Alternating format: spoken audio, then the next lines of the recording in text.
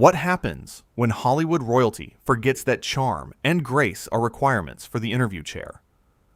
In just 32 seconds, one comment would turn a friendly chat into television chaos. This is the moment Meghan Markle's appearance on The Jonathan Ross Show went from polite conversation to explosive confrontation. The studio lights were warm that evening. Jonathan Ross sat in his chair wearing his signature smile. He had done this thousands of times before. Interview celebrities. Make them laugh. Give the audience a good show. That was the formula. It always worked. But tonight would be different. Meghan Markle walked onto the set. The audience clapped. She wore a designer dress that probably cost more than most people earn in 3 months. Her heels clicked on the floor. She waved. She smiled. She sat down across from Jonathan.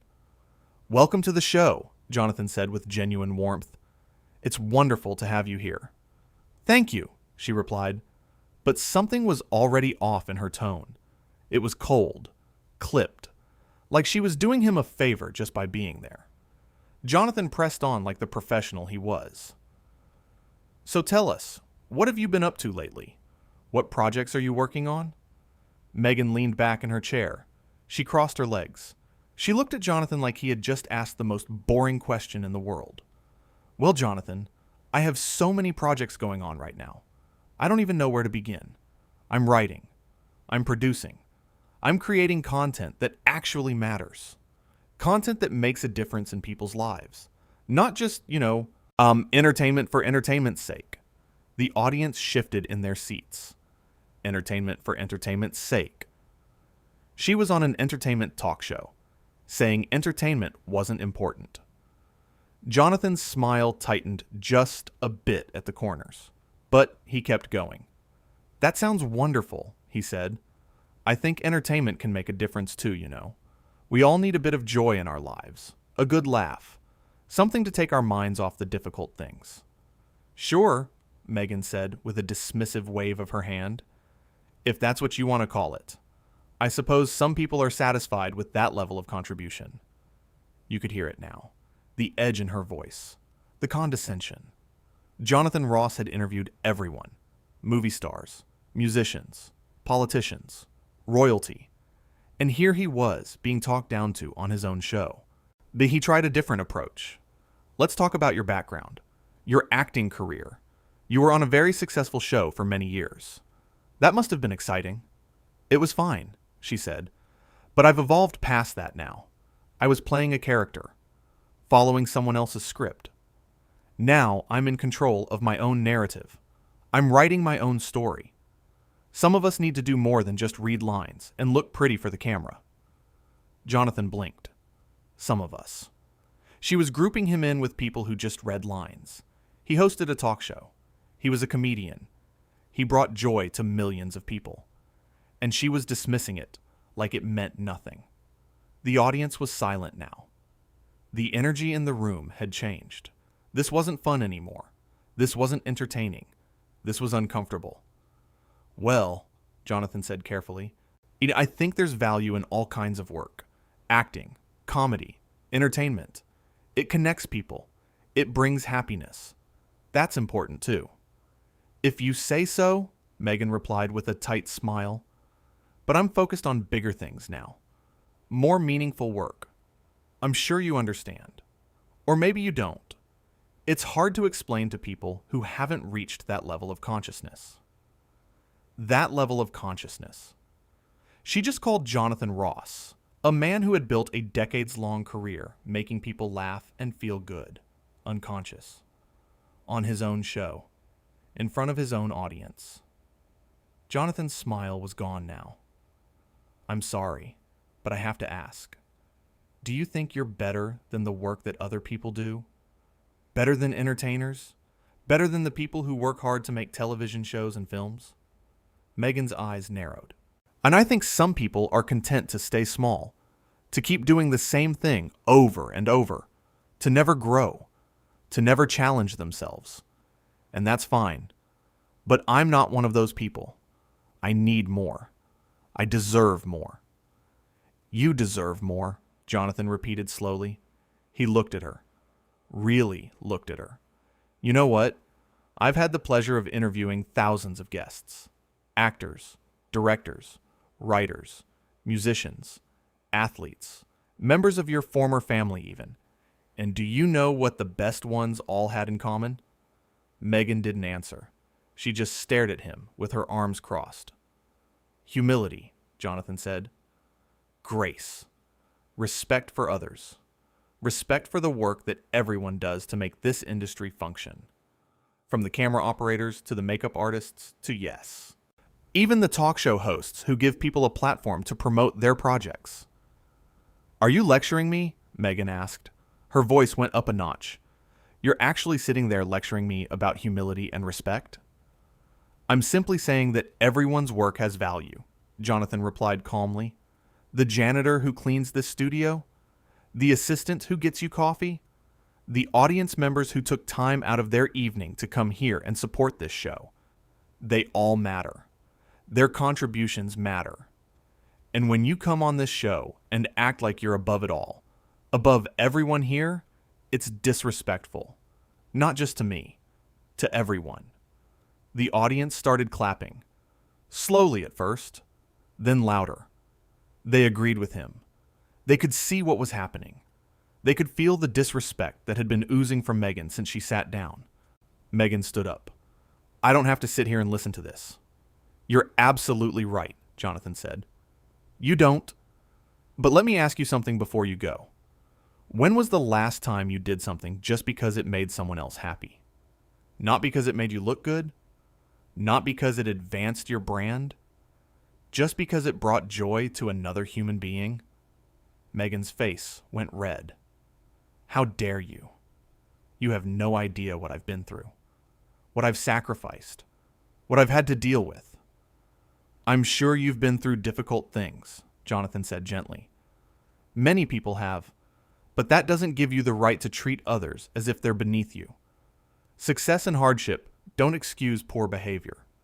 This interview is over, Meghan announced. She turned to walk off the stage. Wait, Jonathan said. She stopped, turned around. I invited you here tonight as a guest. I welcomed you to my show. I asked you about your work because I wanted to give you a chance to share it with the world, and you responded with arrogance and condescension. So let me be very clear. You're not walking off this stage. You're being asked to leave. The audience gasped. No one had expected that. Jonathan Ross didn't kick people off his show. He was known for being kind, for being welcoming, for giving everyone a fair chance. But he had reached his limit. You can't do that, Meghan said. Her voice was shaking now, with anger, with shock, with embarrassment. I absolutely can, Jonathan replied. This is my show, and I will not allow anyone, no matter who they are or who they think they are, to disrespect the people who work here. The people who make this show possible. The people in this audience who came here to have a nice evening. He stood up, walked over to her, looked her in the eye. I've interviewed kings and queens, presidents and prime ministers, Oscar winners and Nobel Prize laureates, and every single one of them, every single one, treated the people around them with respect and dignity. That's what real class looks like. That's what real importance looks like. It's not about talking down to others. It's about lifting them up. Meghan opened her mouth to respond, but nothing came out. What could she say? She had been caught, exposed.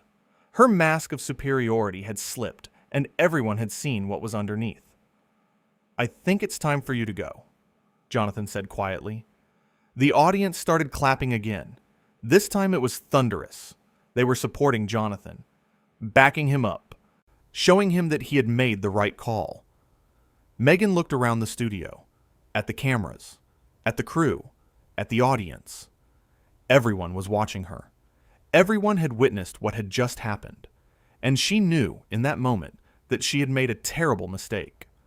But instead of apologizing, instead of showing even a hint of regret or self-awareness, she doubled down. You'll regret this, she said. Her voice was low, threatening. Do you know who I am? Do you know what I can do? One phone call and your career's over. One interview and everyone will know what kind of person you really are. Jonathan actually laughed. Not a mean laugh, just a laugh of disbelief. Is that really how you think the world works? You think you can threaten me? Intimidate me? I've been doing this for 30 years. I've built this show on honesty and respect. And you think you can destroy that with one phone call? He shook his head. The only person whose career is in danger here is yours. Because people don't forget. They don't forget when someone shows their true colors. They don't forget entitlement. They don't forget arrogance. And they especially don't forget when someone threatens a beloved television host on his own show. Meghan's face had gone from red to white.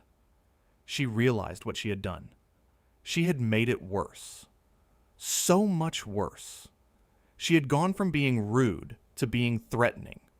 And it was all on camera. All being recorded. All going to be seen by millions of people. She started, but she couldn't finish. There was nothing to say. Nothing that would make this better. Security, Jonathan called out. 2 men in dark suits appeared from the side of the stage. Please escort our guest out of the building. Make sure she leaves the premises immediately. The security guards walked over to Meghan. They didn't touch her. They didn't have to. They just stood there, waiting, making it clear that she needed to leave. Now. Meghan looked at Jonathan one more time. There was hatred in her eyes. Pure hatred. But also something else. Fear. Because she knew she had lost. She had lost the battle. She had lost the audience. She had lost her dignity. She turned and walked off the stage. The security guards followed her. The sound of her heels clicking on the floor echoed through the silent studio. And then she was gone. Jonathan stood there for a moment, just breathing, processing what had just happened. Then he turned back to the audience, to the cameras, to the millions of people watching at home. Well, he said with a small smile, that was unexpected. I apologize to everyone here and everyone watching at home. That's not the kind of show we like to do. We like to have fun. We like to laugh. We like to celebrate people and their work. He sat back down in his chair, took a sip of water, gathered himself. But sometimes, he continued, you have to stand up for what's right. You have to draw a line. Because if we don't, if we just let people walk all over us and treat others with disrespect, then what kind of world are we creating? What kind of example are we setting? The audience started clapping again. Not angry clapping, not aggressive clapping, just genuine appreciation for his honesty, for his courage, for standing up to someone who clearly thought she was above everyone else. Thank you, Jonathan said with real warmth. Thank you for being here tonight. Thank you for your support, and thank you for understanding why I had to do what I did. He looked at the camera, directly into the lens, speaking to everyone watching. Life is short, too short to spend it being mean to people. Too short to waste on arrogance and superiority. We're all just human beings trying to do our best, trying to make it through each day, trying to find a little bit of happiness and meaning. His voice got softer, more personal. And you know what? There's nothing wrong with entertainment. There's nothing wrong with making people laugh, with giving them a break from their problems, with bringing a little bit of joy into their lives. That's not shallow. That's not meaningless. That's one of the most important things we can do for each other. The audience was silent now, hanging on every word, because this wasn't just about what had happened with Meghan. This was bigger. This was about respect, about kindness, about treating people well regardless of who they are or what they do. So to everyone out there, Jonathan said, please remember, be kind, be humble, be grateful for what you have and for the people around you.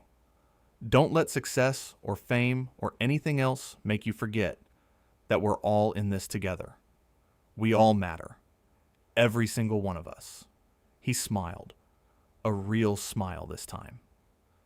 Now, let's bring out our next guest and have some fun. That's what we're here for after all. The band started playing. The audience clapped and cheered. And just like that, the show went on. Because that's what professionals do. They handle the difficult moments with grace. They stand up for what's right. And then they keep going. But backstage, things were not so simple. Meghan was standing by the exit. Her assistant was on the phone. Her publicist was frantically typing messages. Her manager was yelling at someone. They were all trying to figure out how to fix this, how to spin it, how to make it look like it wasn't her fault. "We need to get ahead of this," her publicist said. "We need to put out a statement.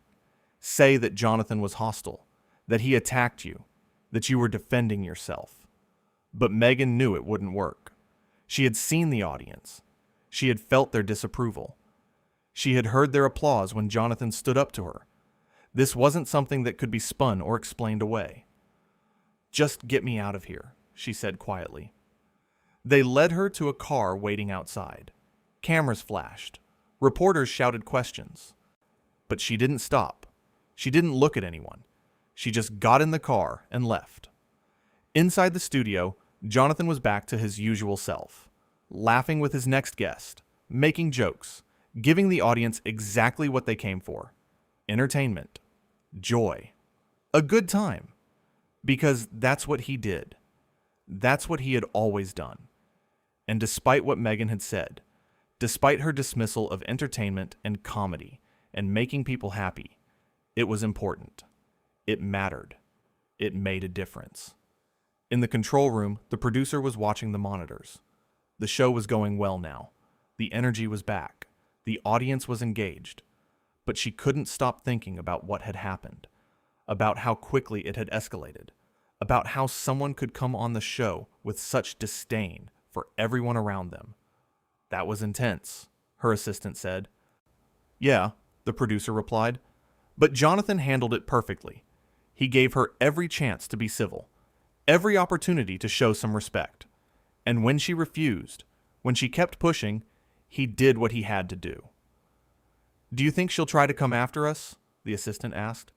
"Like she threatened?" The producer shrugged. "She can try, but the truth is on our side. The footage is on our side. Everyone saw what happened. Everyone heard what she said. There's no spinning that." On stage, Jonathan was wrapping up with his guest. They were laughing about something. The guest was telling a funny story. The audience was eating it up. This was how it was supposed to be. This was what a good talk show looked like. "Thank you so much for being here," Jonathan said to his guest. "You've been wonderful." "Absolutely wonderful." "Thank you for having me," the guest replied. "This has been so much fun." And that was the difference. That was what Meghan didn't understand. It wasn't about being better than everyone else. It wasn't about being more important, or more evolved, or more conscious. It was about being a good person, about treating others well, about being grateful for opportunities, and showing respect to the people who gave them to you. As the show ended and the audience filed out, people were talking, sharing their thoughts, their reactions, their disbelief at what they had witnessed. "I can't believe she talked to him like that," one woman said. "I know," her friend replied. "She was so rude, so condescending, and Jonathan was so patient with her. He really tried." "Good for him for standing up to her," another person chimed in. "Someone needed to. You can't just treat people like that and expect no consequences." And they were right. There had to be consequences. There had to be boundaries. Because without them, people like Meghan would just keep going. Keep treating others poorly. Keep thinking they were above the rules that everyone else had to follow. Jonathan stayed behind after the show ended. He thanked his crew, shook hands with the camera operators, hugged the makeup artists, checked in with the producers. He made sure everyone knew he appreciated them, that he valued their work, that they mattered to him, because that's what real leaders do. That's what good people do. They don't just talk about respecting others. They show it. They live it. Every single day. Later that night, as he drove home, Jonathan thought about what had happened. About Meghan. About her attitude. About her words. And he felt sad. Not angry. Not vindictive. Just sad. Sad because somewhere along the way, she had lost sight of what was important. She had become so focused on being special, on being different, on being better, that she forgot how to be kind, how to be humble, how to be human. And that was the real tragedy. Not that she had been kicked off a talk show, not that she had embarrassed herself on television, but that she had become someone who thought that success meant looking down on others. That importance meant treating people as if they were beneath you. When Jonathan got home, his wife was waiting up for him. She had watched the show. She had seen everything. "You did the right thing," she said, giving him a hug. "I hope so," he replied. "I really tried to be patient, to give her a chance. But there's only so much disrespect you can take before you have to say something." "You were more than patient," she assured him. "You were gracious. You were professional. And when she crossed the line, you handled it with dignity. I'm proud of you." They sat together on the couch. Quiet. Comfortable. Just being present with each other. Because that's what mattered. Connection. Love. Treating the people in your life with care and respect.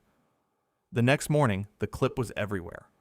On social media, on news websites, in newspapers. Everyone was talking about it. Everyone had an opinion. Most people supported Jonathan. They praised him for standing up to entitled behavior, for defending his crew and his audience, for showing that there were consequences for treating people poorly. But some people defended Meghan. They said Jonathan had been too harsh, that he should have been more understanding, that he didn't know what she had been through. And maybe they had a point. Maybe everyone was fighting battles that others couldn't see. Maybe Meghan had reasons for her behavior that no one knew about. But that didn't change the fundamental truth. That no matter what you've been through, no matter how hard your life has been, you still have a responsibility to treat others with respect. You still have to be kind. You still have to be decent. Because if we all used our pain as an excuse to hurt others, the world would be an even darker place than it already is. Jonathan didn't read the comments. He didn't watch the news coverage. He just went to work the next day and did his job. Made people laugh. Interviewed interesting guests. Gave his audience a good show. Because that's what he did. That's who he was. And no one, not even someone who thought they were royalty, was going to change that. What happened on the Jonathan Ross show that night became one of the most talked about moments in television history. People would reference it for years, use it as an example, discuss it in classes about media and celebrity culture. But for Jonathan, it was just another day at work. A difficult day, a challenging day, but still just a day. He had done what he believed was right. He had stood up for his values. He had defended the people who worked with him and the audience who supported him. And at the end of the day, that was all that mattered. The incident taught everyone watching an important lesson. That fame doesn't make you better than anyone else. That success doesn't give you the right to be cruel. That no matter how high you climb, you should never forget the people who helped you get there and the people you meet along the way.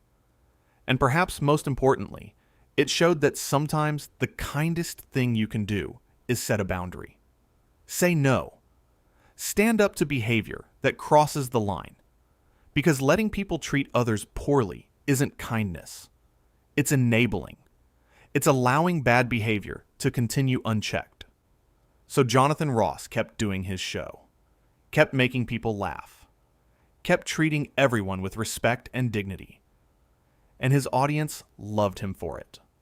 Not because he was perfect, not because he never made mistakes, but because when it mattered, when someone tried to bring negativity and disrespect into his space, he stood up. He said no. He protected his people. And that's what a real leader does. That's what a good person does. They create boundaries. They maintain standards. They show others that respect isn't optional. It's required. The moment when Meghan Markle was asked to leave the Jonathan Ross show lasted only a few minutes, but its impact lasted much longer. It sparked conversations, changed perspectives, made people think about how they treat others and what kind of behavior they're willing to accept. In just 32 seconds, one comment had started it all, and by the end of the night, everyone knew. Respect matters. Kindness matters. And no one, no matter who they are, is above treating others with basic human decency. Not on Jonathan Ross's show. Not anywhere.